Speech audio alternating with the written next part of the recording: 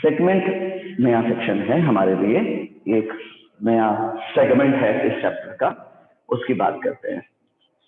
Angle in the same segment last year पढ़ा था, angle in alternate segment इस साल पढ़ लिया है ना। सेगमेंट को हम अच्छी तरह से जानते हैं, किसी भी आर्क और क्वाड के बीच का ड्रॉप एरिया, ये पार्ट जो है सर्कल का, ये सेगमेंट कहलाता है। The area bounded between an arc and the quad, arc और क्वाड के बीच के एरिया को कहते हैं सेगमेंट। तो इस सेगमेंट में अपने लास्ट ईयर पढ़ा था ना, angle in the same segment, जैसे angle ACB is equals to angle ADB is equals to angle AEB, है ना, but it is not equals to angle AFB, right. Angle C, angle D, angle E सब equal होंगे, क्यों? Angle in the same segment है, in the same part of the circle है, याद है आपने पढ़ा हुआ है ना। उसी को थोड़ा सा एक्सटेंड करते हैं, खैर एरिया के टर्म्स में लेते हैं। तो हमें कहा जा रहा है कि suppose there is a circle with centre O and there is an arc AB and this area is to be calculated, the area of segment. Again there are two segments, one is minor, other one is major. Minor को minor बोलने की जरूरत नहीं है, जब हम बोलते हैं सेगमेंट तो इसका मतलब ही माइनर सेगमेंट से है, ठीक है। तो the rest of the part is major segment. इसमें भी हमें दो ही चीज चाहिए, थीटा और आर। सेक्टर में भी ये चाहिए था, थीटा और आर, यहाँ पे भी, ठीक है। चलिए, तो यहाँ पे हमें चाहिए एक रेडियस और एक सेंट्रल एंगल थीटा। ये अगर हमें पता हो तो हम इस सेगमेंट का एरिया निकाल सकते हैं, राइट।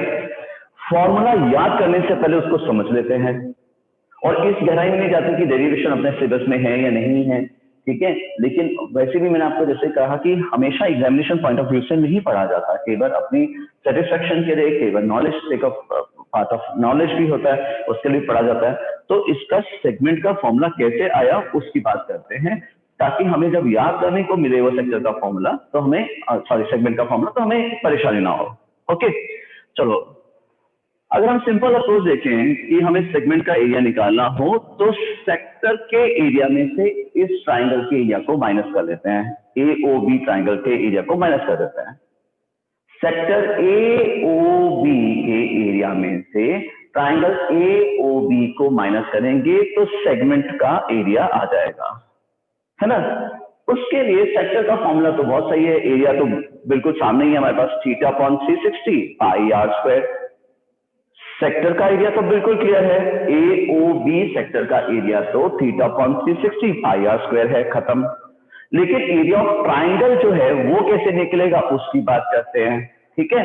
तो हमारा कंसंट्रेशन है एरिया ऑफ ट्राइंगल निकालने के को समझने के लिए। एनसीईआरटी में सॉल्व क्वेश्चन में, हर एक क्वेश्चन में उसने यही काम किया जो मैं आपको अभी समझा रहा हूँ। इन जनरल समझा रहा हूँ और मैं क्वेश्चंस में नहीं समझाऊंगा, फिर मैं आपको शॉर्टकट में चलाऊंगा, ठीक है ना। बात समझ में आ गई ना। इन जनरल समझ लेते हैं क्या करेंगे। एरिया ऑफ ट्राइंगल निकालना है अपने को, तो उसने कहा एरिया ऑफ ट्राइंगल तो हाफ बेस इंटू हाइट के कंसेप्ट से निकालते हैं। ऐसा करते हैं, हम सेंटर से एक परपेंडिकुलर खींचते हैं इस कॉर्ड पे। We have drawn a perpendicular on this chord. Last year we have started perpendicular from the center bisects the chord. Perpendicular from the center bisects the chord. और बहुत इजीली समझ भी सकते हैं, triangle ODA, triangle ODA and triangle ODB are congruent to each other. जरा rule बताएं, किस rule से आप कॉन्ग्रुएंट कर सकते हैं? RHS। गुड, RHS से। दोनों के पास राइट एंगल है, दोनों का हाइपोटेन्यूज इक्वल है, क्योंकि दोनों OA और OB radius of the circle है वो इक्वल ही होंगे, और OD अपने पास कॉमन है।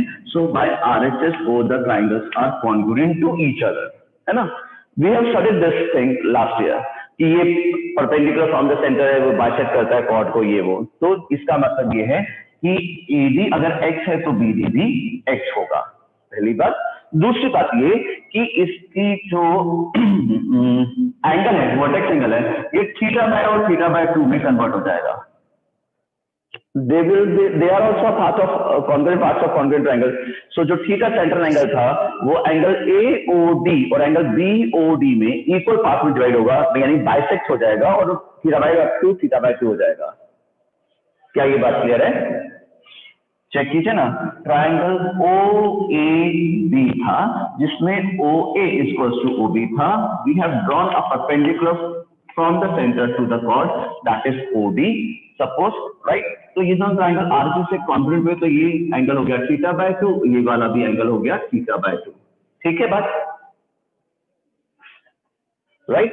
चलो अब अपन क्या कह रहे हैं, हमें रेडियस दिया हुआ है, ये तो OA and OB are radius. So in a right angle triangle अगर हमें हाइपोटेन्यूज मालूम हो, ये वाला थीटा माने तो ये वाला परपेंडिकुलर है, ये निकालना हो, तो क्या हम ट्रिग्नोमेट्री लगा सकते हैं इस ट्राइंगल ODD में? ट्राइंगल ODD में निकाल लगा जरा ट्रिग्नोमेट्री। हाँ सर लगा लेते हैं। तो perpendicular upon hypotenuse is equal to sine theta होता है। Yes sir. है ना, परपेंडिकुलर इज सपोज x, या BD लिख लेता हूं, चलो BD is perpendicular, hypotenuse is r, और ये साइन थीटा होना होकर के साइन θ/2 क्यों लिखना चाहिए अब अपने को? क्योंकि सर वो बीच में से ले रहा है तो फिर θ/2 हो जा रहा है दोनों साइड। हाँ, एंगल ऑफ ऑब्जर्वेशन θ/2 रह गया, थीटा तो है ही नहीं, ठीक है ना। सो इसका मतलब हम ये कहना चाहते हैं BD is r into sine θ/2। Clear? हाँ सर। ठीक है, इसी तरह से फिर तो हम ये भी निकाल सकते हैं, OD की लेंथ भी निकाल सकते हैं। हाँ सर निकाल सकते हैं। और OD अगर इस ट्राइंगल के देखें, राइट एंगल ट्राइंगल का, तो ये बेस है, हाइपोटेन्यूज अपॉन बेस ले लेते हैं। तो base upon hypotenuse is equals to cos theta ले लेते हैं, है ना। बेस है अपने पास OD, हाइपोटेन्यूज है r, और cos थीटा का मतलब हो गया θ/2 एंगल। Yes sir. चेक कीजिए, बहुत सिंपल ट्रिग्नोमेट्री है, एप्लीकेशन ऑफ ट्रिग्नोमेट्री का चैप्टर अपन कर चुके हैं, तो अब ज्यादा प्रॉब्लम नहीं आनी चाहिए अपने को समझने में। ठीक है, हाँ जी बेटे। सर आपने θ/2 जब अपन ट्राइंगल ही जब छोटा वाला ले रहे हैं तो आप तब भी आपने θ/2 क्यों करा? अगर अपन मान लो 30 डिग्री ले रहे हैं तो अपन डबल करते हैं ना फिर ओ डिग्री पूरा। आपने हाफ पहले क्यों ले लिया? हाफ मैंने इसलिए कि मैंने जब शुरुआत की थी ना रोनित, तो मैंने आपसे ये कहा था कि let the central angle projected by this arc AB is theta at the centre of the circle. Yes sir. है ना, तो जब ये थीटा है तो इसको हाफ करेंगे तो ये θ/2 ही तो रह जाएगा ना बेटा जी। नहीं सर वो तो ठीक है, लेकिन अगर हाँ। अपन परपेंडिकुलर हाइपोटेन्यूज ले रहे हैं तो जरूरी थोड़ी है कि अपन थीटा का हाफ करेंगे। अगर 30 है तो 15 थोड़ी लेंगे अपन 30 का डबल करके 60 लेंगे पूरा AOB। महाराज रुको, अभी एक बार डिराइव होने दो, उसके बाद बात करेंगे कि अगर 30 दिया हुआ होगा तो क्या करेंगे और 60 दिया होगा तो क्या करेंगे। अभी डेरिवेशन चल रहा है, अभी वैल्यूज पे मत जाओ इस बारी के लिए, ठीक है। So OD is equals to r cos θ/2। बात करते हैं बेटा कि अगर 30 डिग्री दिया हुआ होगा उसको क्या करेंगे। अभी रुको एक बार उसके लिए, ठीक है। बात चेक करो, is it clear? Yes sir. ठीक है, अब अपन क्या कह रहे थे कि हमारे पास में अगर हमें सेगमेंट का एरिया निकालना हो, इस सेगमेंट का एरिया निकालना हो, तो हम क्या करेंगे, एरिया रिक्वायर्ड एरिया कह लेता हूं, चलो required area is equals to area of sector minus area of triangle OBC sorry. Yes sir. है ना, Yes, sir. सेक्टर का एरिया तो θ/360 πr² होता है। सेक्टर का एरिया तो θ/360 πr² होगा, ठीक है ना। इधर तो थीटा आएगा, पूरा थीटा सेक्टर का थीटा एंगल, है ना। और ट्राइंगल का एरिया हो जाएगा half base into height, right, half AB into height OD। ठीक बात? Yes sir.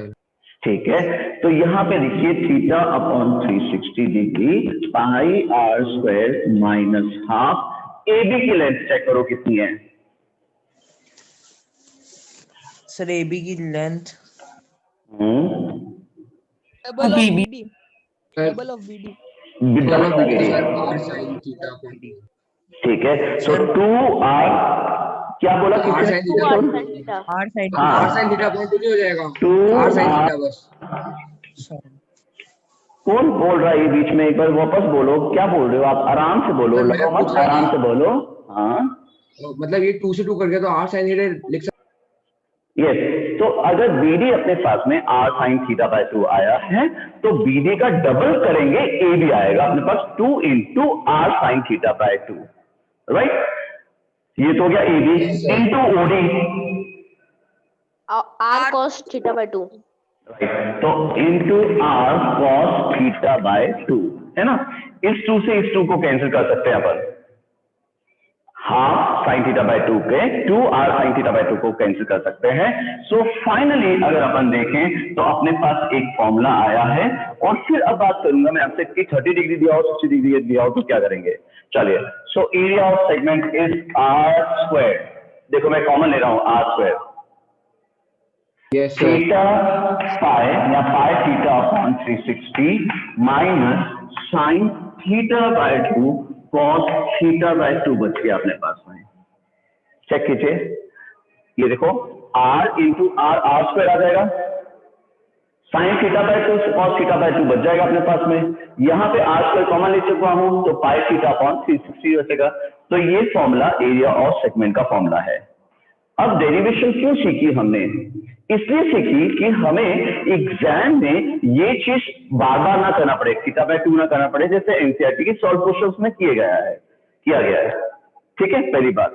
दूसरी बात, अभी जैसा कि रौनक ने भी कहा था, सर अगर ये 30 डिग्री दिया हुआ हो तो थीटा बाय 2 करते तो वो 15 डिग्री हो जाएगा, और 15 डिग्री की वैल्यू हमें नहीं आती, साइन 15 डिग्री कॉस 15 डिग्री की वैल्यू हमें नहीं सिखाएगी, 11th में सीखेंगे, है ना। बिल्कुल सही बात कही आपने।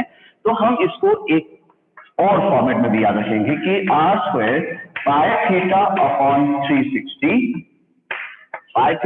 360 माइनस हाफ साइन थीटा भी लिख सकते हैं इस theta by 2 cos theta by 2 sign theta by 2 की जगह। ठीक है रौनक, चेक कीजिए। चलिए, तो अपने पास में दो फॉर्मेट हैं, ये दोनों फॉर्मेट हैं केवल, मतलब फॉर्मूला एक ही है। अब देखिए, मैंने जो आपसे इसके पिछली क्लास में भी आपसे बात की थी कि we should not get confuse between the formulas and the approach. We should not get confuse between the formulas और अप्रोच ऑफ एनी बुक और टीचर जिससे भी हम पढ़ रहे हो, जिसकी भी गाइडेंस में हम हो, बड़े भाई बहन की गाइडेंस में या मम्मी पापा की गाइडेंस में हो, तो हम कंफ्यूज नहीं होना चाहिए हमें कि सर कौन सा लगाएं, ये लगाएं वो लगाएं या ऐसे करें। आपको एक एग्जांपल देता हूँ, पूरी अच्छी तरह से बात को समझिएगा, जहां नहीं समझना है वहां पे इंटरप्ट कर दीजिएगा, क्योंकि अगर ये चीज आप कंफ्यूजिंग रहेगी आपके पास में तो आप बहुत कंफ्यूज होंगे आने वाले टाइम में। ठीक है, एक सर्कल है जिसका सेंटर, जिसमें एक कॉर्ड दी हुई है AB, उसमें सेंटर पे 60 डिग्री एंगल subtend किया हुआ है। The central angle is 60 degree and the radius is 7 centimeter. And somebody says, what is the area of this segment? Again, आप नहीं बोलेंगे प्लीज, अगर आपको समझ नहीं आएगा तो ही बोलेंगे, वरना आप अपने ज्ञान मत बांटेगा। अभी जो हमारे दोस्त हैं थोड़े से स्लो लर्नर हैं, जिनको समझ में थोड़ा सा देर से आता है, उनको समझाने दीजिए मुझे। ठीक है, इस सेगमेंट का एरिया निकालना है। We need two things only for sector and segment both. R और थीटा दो चीज चाहिए, है ना। मान लीजिए अपन इसको पहला फॉर्मूला कह लेते हैं, उसे दूसरा, तो मैं पहला फॉर्मूला लगा रहा हूं, R स्क्वायर यानी कि 7 into 7 ब्रैकेट में theta upon 360 degree pi 22 upon 7 minus sine 30 degree cos 30 degree हो जाएगा। क्या ये क्लियर है कि साइन 30 और कॉस 30 क्यों हुआ, जबकि वो 60 डिग्री दिया हुआ था थीटा? Yes, sir. है ना। And we know the difference, we know the difference between sine theta by 2 and sine theta by 2। Yes, sir. तो उसमें रेशियो का हाफ हो जाएगा फिर। हाँ, इसमें तो रेशियो का हाफ हो रहा है, जबकि इसमें क्या हो रहा है, एंगल का हाफ हो रहा एंगल का हाफ। है ना बेटू।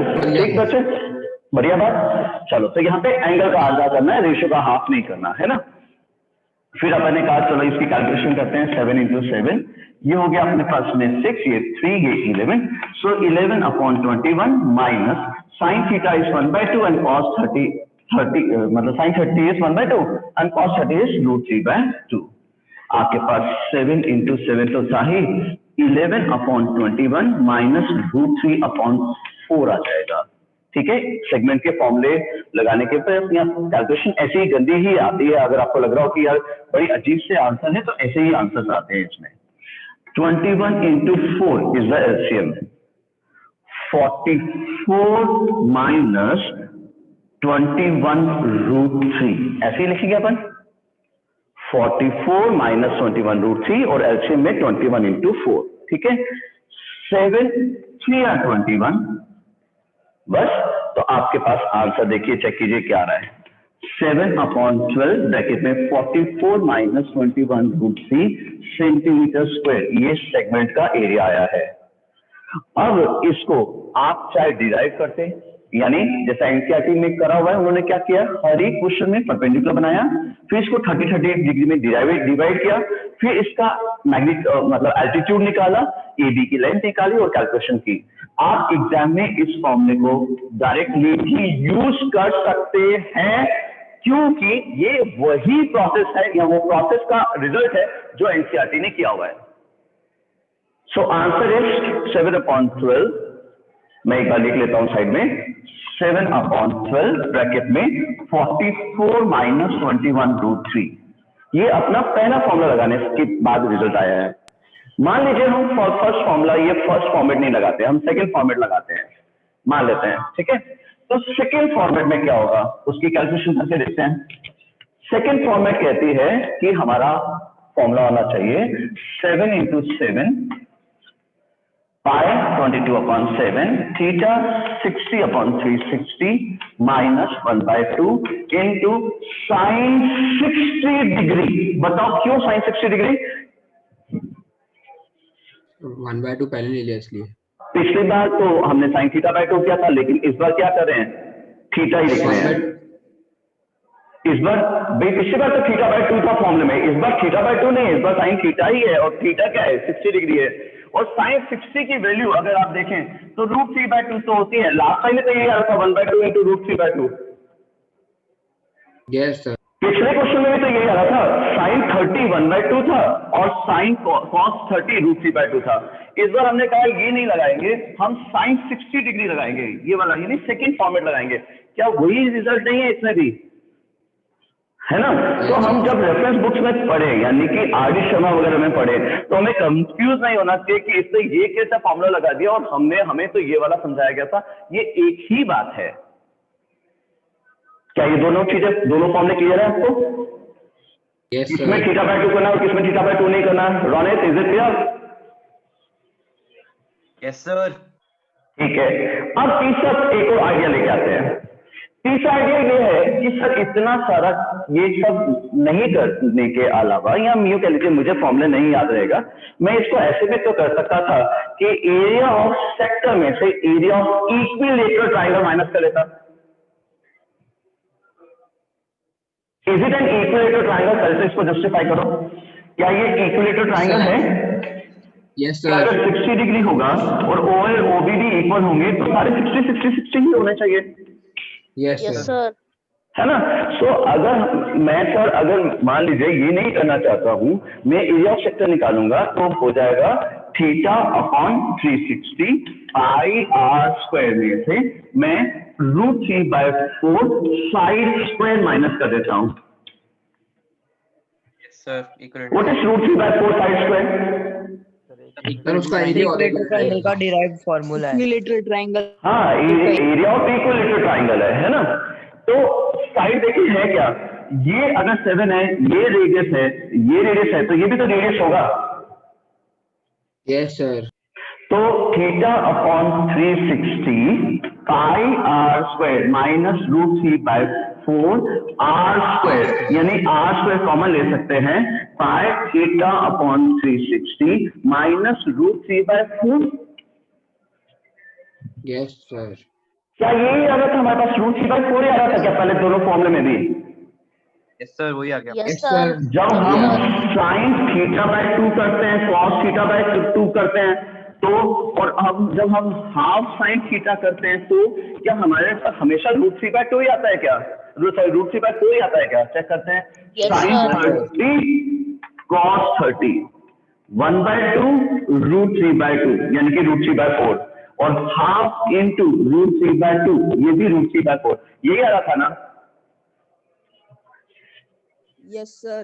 Yes, है ना? sir. तो आप मेरी बात समझ रहे हो, मैंने ये क्या एग्जांपल दिया आपको, मैंने ये एग्जांपल इसलिए दिया आपको कि हमें किसी भी बुक या टीचर के बदलने से या हमारा कोई गाइड करने वाला हो भाई बहन, उसके बदलने से हमें ये कंफ्यूजन नहीं होना चाहिए कि हमें तो ये समझाया गया था तो ये मुझे ये समझा रहा है, या मैं ऐसे कर रहा हूं तो सही है, या बुक जो कर रही है वो सही है।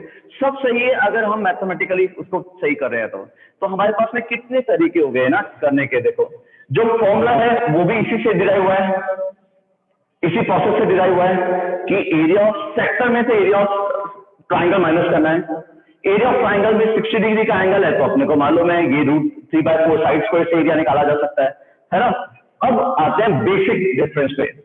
सबसे पहले मतलब जो ऑब्जेक्शन या यूं कह लीजिए जो क्वेश्चन अराइज हुआ था वो ये था कि आप r² πθ/360 माइनस sin θ/2 cos θ/2, या फिर आप अप्लाई करें r² πθ/360 माइनस हाफ sin θ, कब अप्लाई कर सकते हैं या कब नहीं अप्लाई कर सकते, चलो ये समझते हैं। अगर आपको 30 डिग्री दिया हुआ हो सेंटर एंगल तो आपकी चॉइस ये होगी, फर्स्ट चॉइस होगी या सेकंड चॉइस होगी? Second sir. Second. Second choice होगी, ओके। आपको अगर एंगल 60 डिग्री दिया हुआ हो तो फर्स्ट चॉइस होगी या सेकंड चॉइस? Sir, दोनों.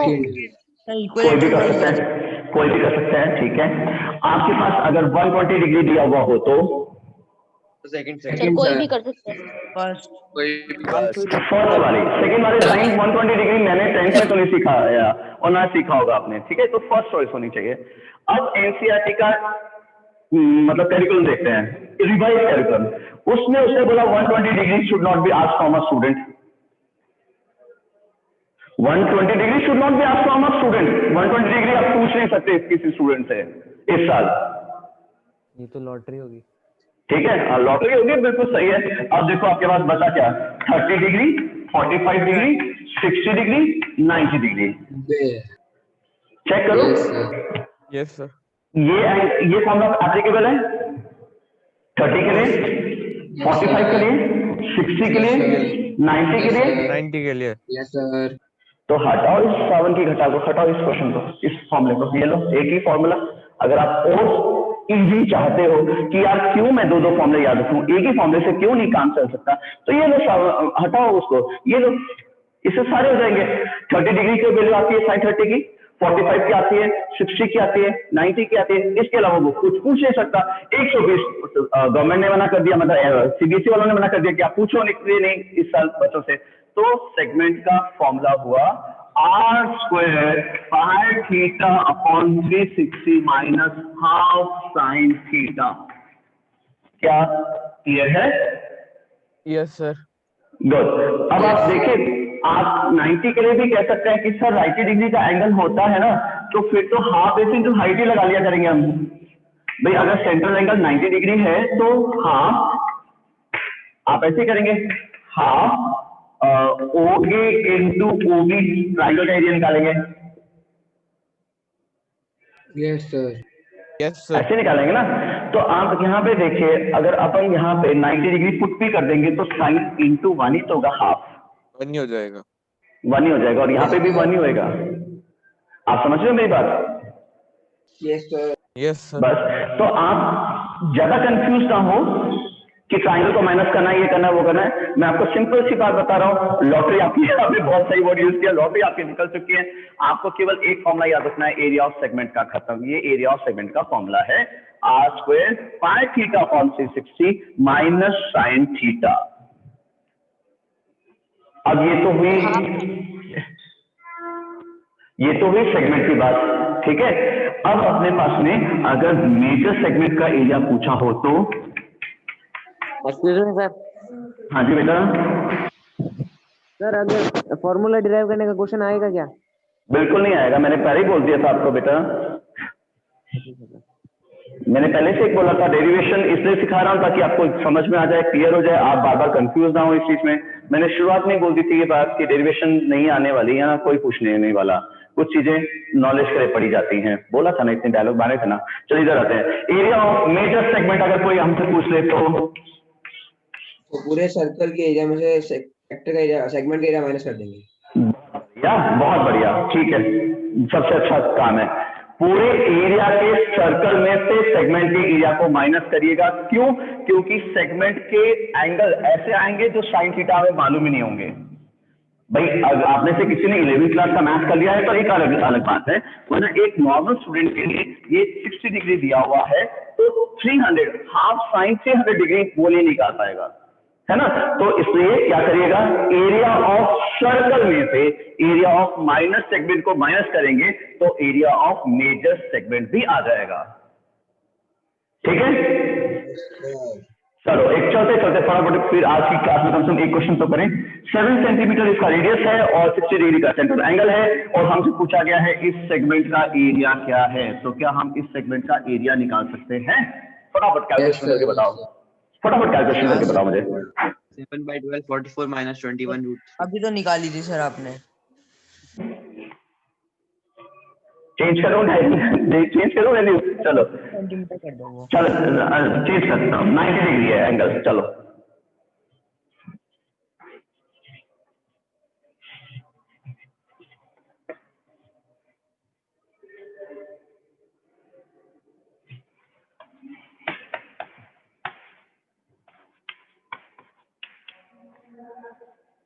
Ninety 90 upon 360 360 minus minus half, 1/2 sir.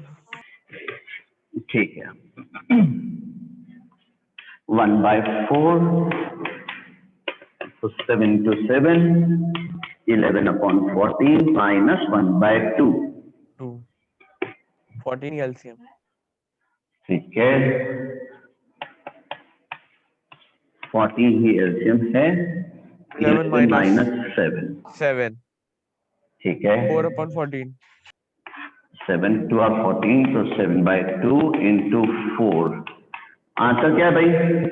14 So 49 into 11/14। 49। मेरा तो आंसर 14 आ रहा है केवल। हाँ सर यही यस सर आएगा। यही है 14 सेंटीमीटर सर स्क्वायर। यही है। ठीक है, तो अगर अपने पास में सेगमेंट ये ना लेकर के मेजर सेगमेंट का कुछ पता, तो सर अगर हाँ जी बेटा,